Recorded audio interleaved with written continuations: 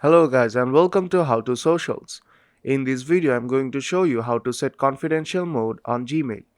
So let's start. First open the Gmail app. When the app opens, tap on Compose on bottom right corner. First type in the recipient's email. Then add a subject line if you want to. Then type in your message. Now to set confidential mode, tap on the three dots on top right corner and then tap on confidential mode. On the confidential mode, you can set expiration date. I'll select expires in 1 day. And you can also enable passcode. You can select the standard one or the SMS passcode.